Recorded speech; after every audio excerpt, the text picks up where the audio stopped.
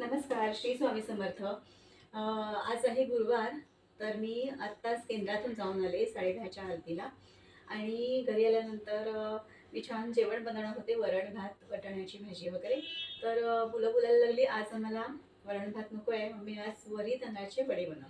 तर मग म्हटलं चला वरी तांदळाचे वडे बनवूया. तर आज उपवास नाही आहे, म्हणजे वरी तांदळाचे वडे मी बनवते उपवासाचा पदार्थ, पण उपवास नाही आहे.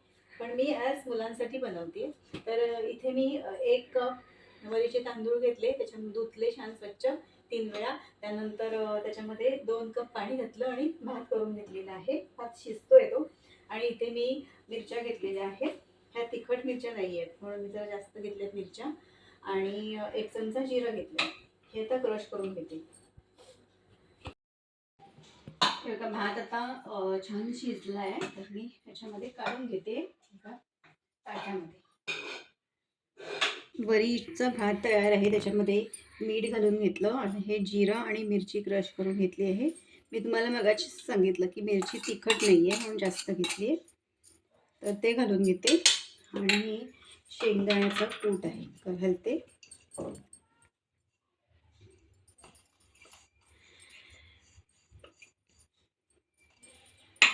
त्याच्यामध्ये बटाटा घालणार आहे मी. 2 बटाटे घेतले आहेत मी इथे. मम्मी वडे छान दिसत आहेत ग. छान दिसत आहेत ना. हा चल तू पण खाऊन घे गरम गरम. हा जरा वाढते मी.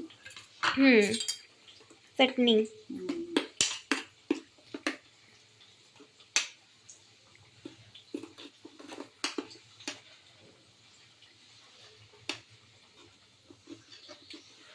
खा आणि सांग कसे झालेत.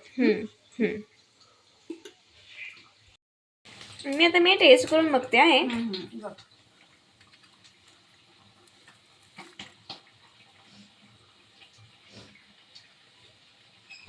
शुभ्राला आवडतात वडे आणि साबुदाण्याचे वडेच हवे होते तिला आज, पण साबुदाणे तिथं घातले नव्हते ना, म्हणून मग वरी तांदळाचे कर म्हणाली. कसे आहेत? मस्त झाले एकदम. छान झालेत ना खरोखर. मस्त झालेत. तर मी हे सगळे संपवते. संध्याकाळ झालेली आहे आणि चहा ठेवलेला आहे शुभ्राला आणि मला. तर तेवढ्यात माझ्या मैत्रिणीचा फोन आला, तर फोनवर पण बोलून घेतलं थोडा वेळ आणि चहा आता झालेला आहे, चहा ओतते. आज गुरुवार आहे, तर स्वामीचरित्र सारामृत वाचायचं आहे आणि गुरुवार असला ना की दिवस कसा संपतो ना तेच कळत नाही. दिवासुद्धा लावायचा आहे. तर आता दिवा लावून घेते स्वामींजवळ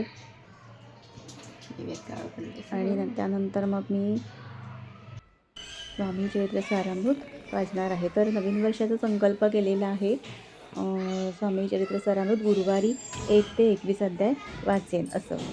तर बघूया आता, मी वाचण्याचा प्रयत्न करणार आहे. स्वामीसुद्धा माझ्याकडून करून घेतील.